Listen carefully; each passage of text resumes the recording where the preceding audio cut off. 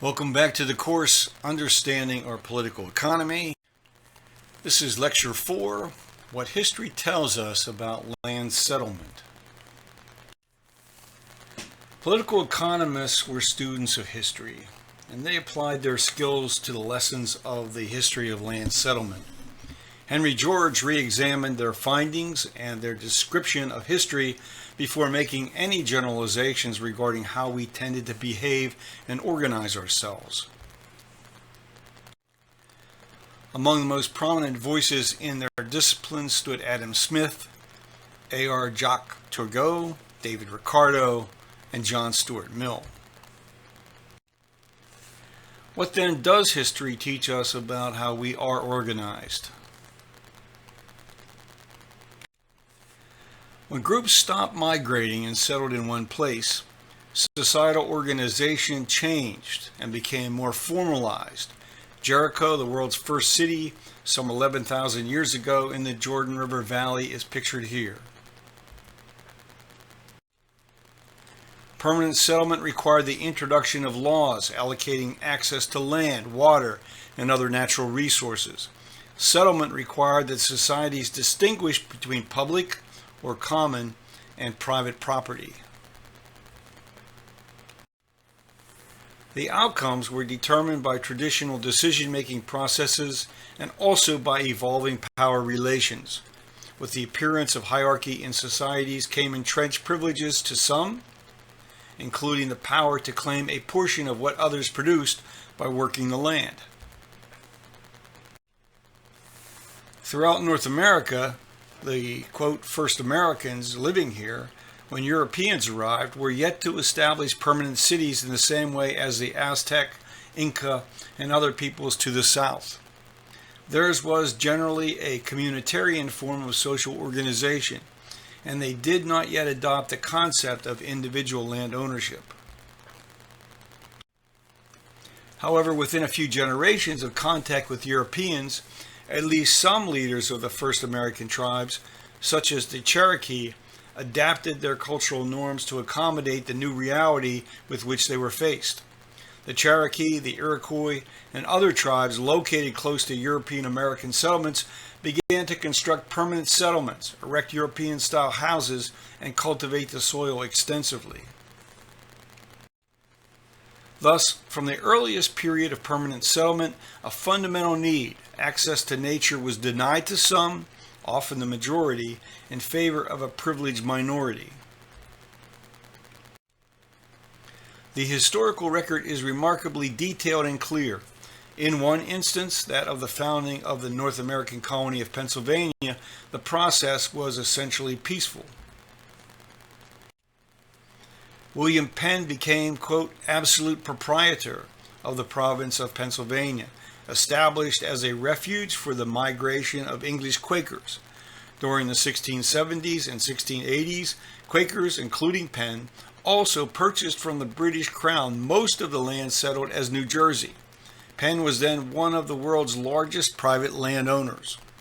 In return, at the beginning of each year, Penn was to give the King of England 2 beaver skins and a fifth of any gold and silver mined within the territory. Penn arrived in the New World in the fall of 1682, determined to establish peaceful relations with the local tribal people, primarily the Lenape, known to Europeans as the Delaware. He gained their respect by moving among them without weapons or guards, then learned Indian dialects so he could conduct negotiations without interpreters. Penn shrewdly acquired territory, controlled by the Indians through peaceful, voluntary exchange, although these first Americans had a very different understanding of what these negotiations granted to the Europeans. Penn understood that the prospect of owning land was, to many, a more powerful reason to migrate than freedom to practice one's religion. With great care, Penn laid out the design for Philadelphia as a green country town which will never be burnt and always wholesome. His design for the city set out a rectangular grid with large lots, dividing the municipality into 4 quadrants, with two main streets going east-west and north-south, and the other east-west streets named after trees.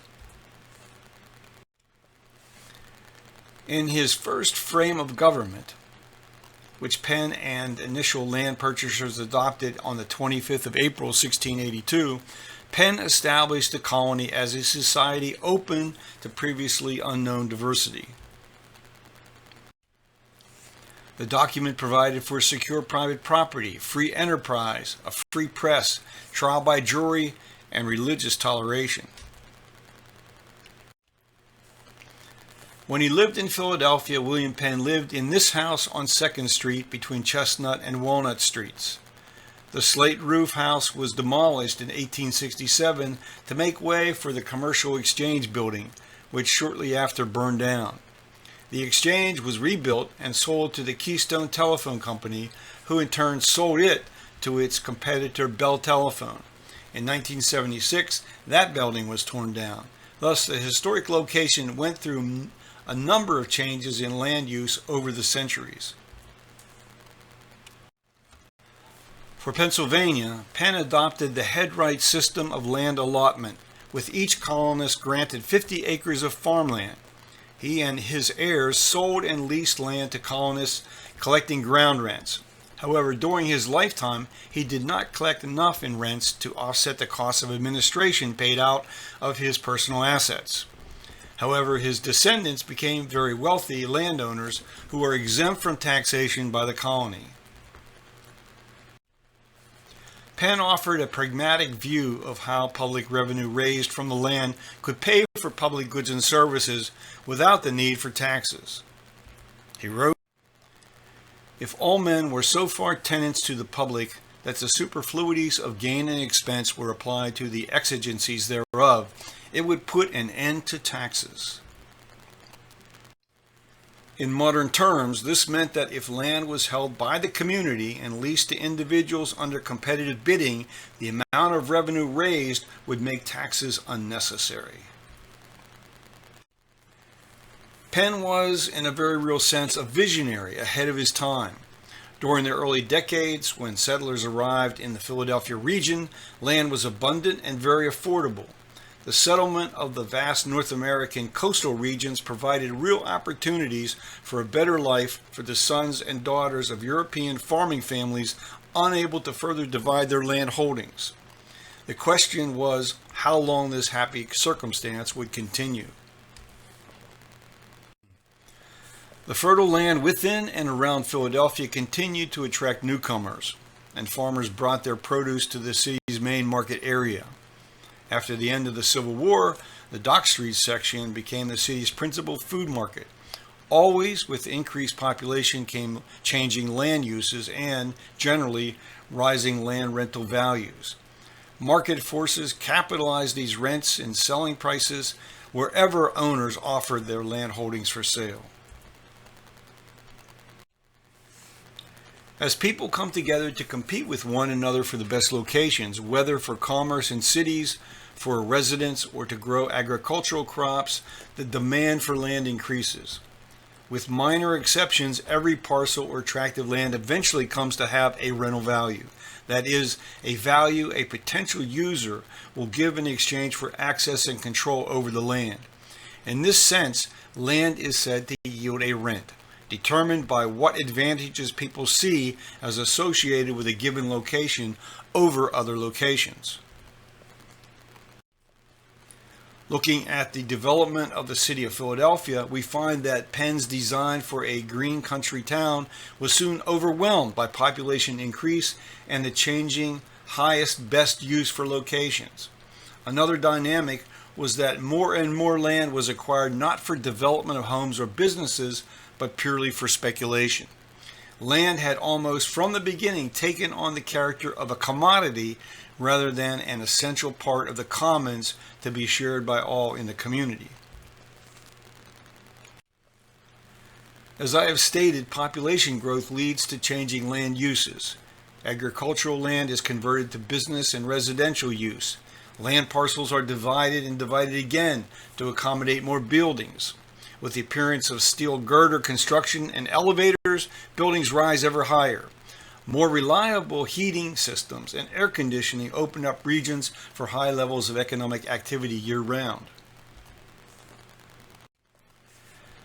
Now we will conduct an experiment, working together to establish the basis for forming a new society. Think about how to best achieve a just allocation of land so that there is equality of opportunity for all within a community. As Thomas Paine wrote, we have it in our power to begin the world over again. Assume we are a community of farmers living in the old world. Our lands are losing fertility. Our leadership is oppressive and takes in rents and taxes much of what we produce. New laws are allowing the commons to be enclosed so that we cannot gather wood or graze our animals. Moreover, we are fearful of invasion by armies sent by neighboring princes seeking to add to their territory. We decide to leave our homeland to establish an independent society in the New World. So we send a small group ahead to locate and survey an area for settlement. Here is the map our surveyors create to help us decide on how to fairly allocate the land. How might we achieve equality of opportunity in the division of the land we are to settle? To start with, our group of settlers consists of 10 family units. Meeting our annual needs requires that the land we occupy will yield a minimum of 60 units of wealth, that is, of production. The colonists decide that each family will be allotted enough land to produce 100 units of wealth each year, which will permit a standard of well-being none had enjoyed in the old world. So, how do you think they did it? Their answer is to allocate different sized plots of land to each colonist, based on estimates of potential wealth production using like inputs of labor and capital goods. There is not enough highly fertile land with direct access to the rivers, but the heavily wooded areas could compensate by creating opportunities for specialization. Some members of the community would plant crops, others would harvest timber and other plants from the forests.